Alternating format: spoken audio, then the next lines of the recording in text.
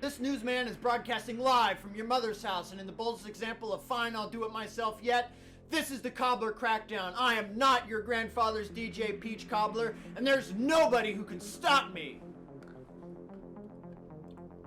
This week on the Cobbler Crackdown, Ronald McDonald haunts my dreams. Joe Biden wanders the forest with an F-35 key fob. Donald Trump drops a fire new blues album entitled What the Man Gonna Do to Me Now. There might be a CIA agent spying on me under this suspiciously lumpy carpet in my living room.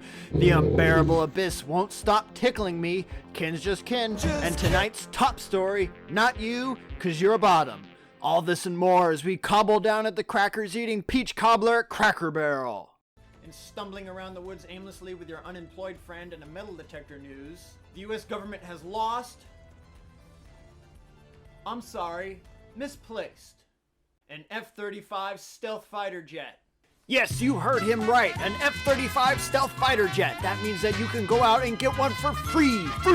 If you search the woods now, you might be able to get it before the Marines do. The only problem might be is finding a trailer it can fit on. So hurry now, run there, run, go, get it fast. If the military can have the fun, why shouldn't you be able to get some? Just remember, it's my tax money and I want it now. You paid for this thing, you should have it. Go down and get it now. It is estimated that this jet cost the taxpayer $1.75 million, but it is not yet clear how much of that money went into furry art commissions, because everyone in the technology sector is a furry now, and Japanese hentai games, for research and motivational purposes, of course. The jet was later found in South Carolina behind a 7-Eleven drinking a 40 and avoiding a mob of sweaty dudes who thought that they could get their hands on a free jet.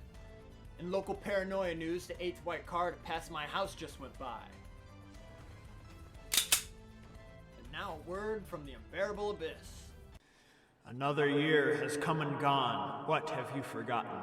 And who will remember you? In schizo-posting news, they're in your mind now. The companies can put advertising into your brain, in your brain now.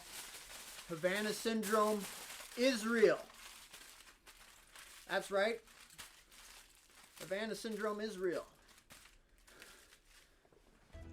That's right. A man with a pretty kick-ass jacket is alleging that McDonald's has been researching how to use dream implantation technology to implant advertising into dreams.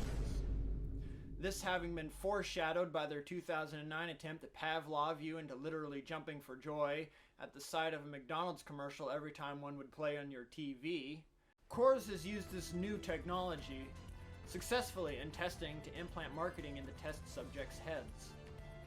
Yes, visions of cold beer did dance in their heads. This news has sent the sugar plum market into freefall, urging the federal government to subsidize sugar plum farming nationwide.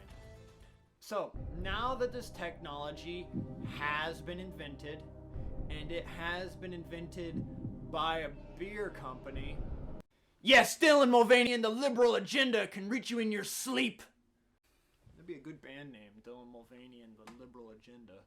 And this newsman can see no way how it's possible that the CIA has, for the last 30 years, been using this technology to program people to commit a hecking psyop in Minecraft.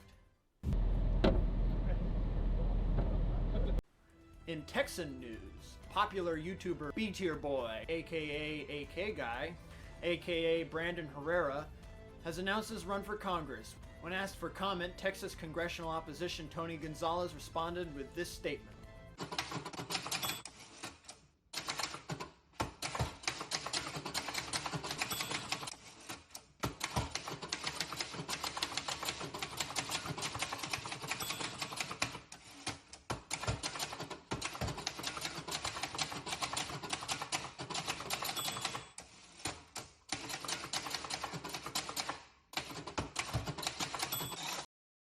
In Free Palpatine, Somehow Palestine Returned news, Disney's Marvel has collaborated with Raytheon to weaponize the technology of creating tired sequels to overused properties in order to create the most recent sequel in the Middle Eastern Forever War series.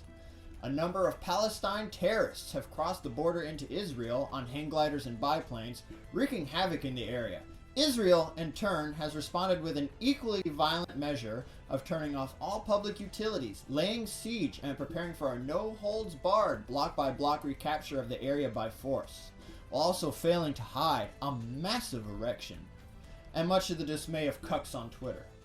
Starring Keanu Reeves and Vin Diesel. For more on the story, we will now conduct an interview with our war correspondent just back from the region.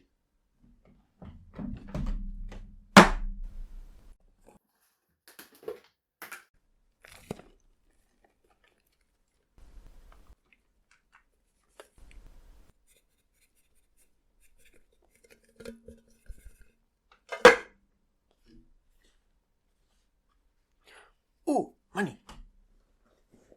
In gaming news, the reliability of wireless controllers has come into question as the sub exploring the wreck of the Titanic has undergone sudden unexpected disassembly and what has been called the most ironic tragedy of the year. Xbox has attempted to shift blame by saying that it was a Mad Catz controller that was the cause of the accident. A submersible expert we have contacted has been quoted as saying,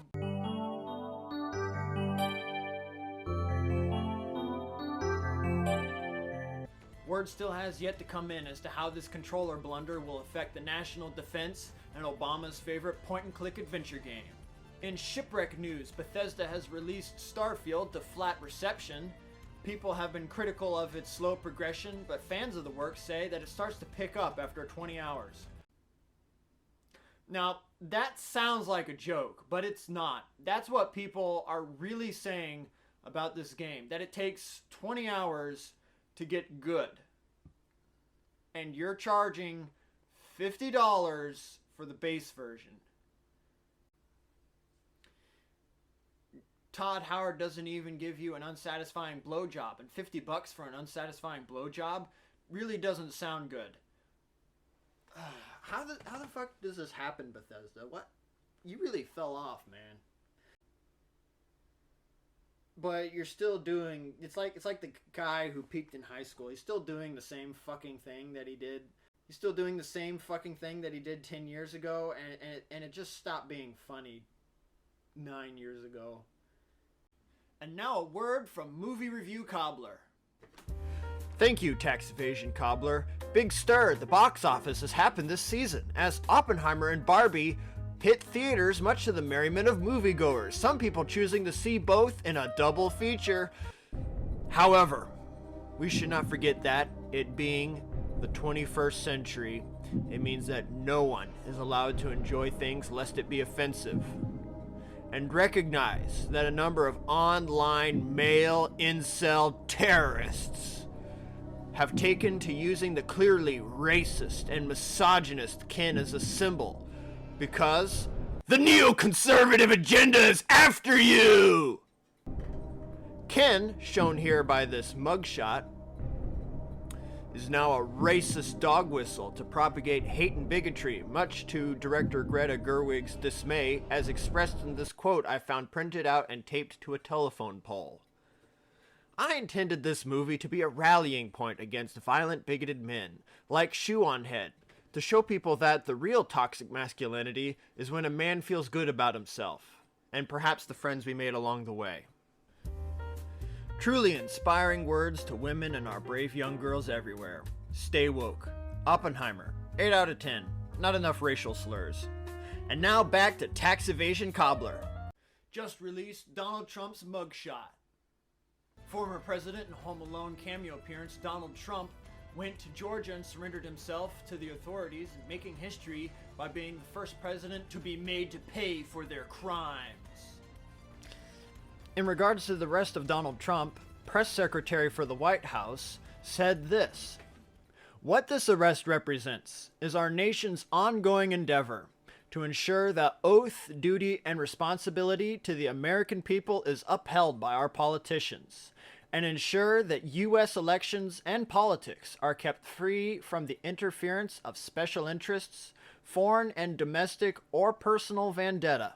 In all, justice is carried out at all levels of government, life, or business, equally and fairly, by honest and dutiful public servants for the benefit of those they serve. Who wrote this pile of shit? Good grief, they're just slinging it these days. Wow, that statement was just unbelievable.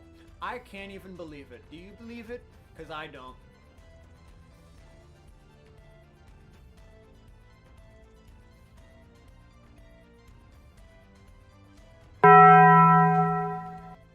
In Balkans 2, the fuck you gonna do news. A fat man flying over Russia was shot down by Russian air defense in what has been claimed an accident. Now, let's just keep this a secret, but I have heard that this was no accident. I believe that a bomb was snuck onto the plane as part of a covert assassination attempt, and that the intended target was Santa Claus. That this was a direct and coordinated attempt by Putin to prevent having coal shoved firmly up his chimney, and the fact that it was Prigozhin who was shot down was just simply the result of a communication error. But it's just what I've heard. Don't take anything I say that seriously.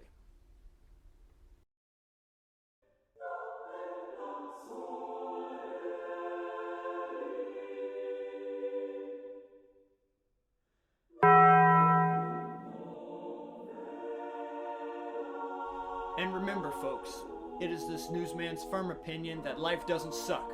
You're just bad at it.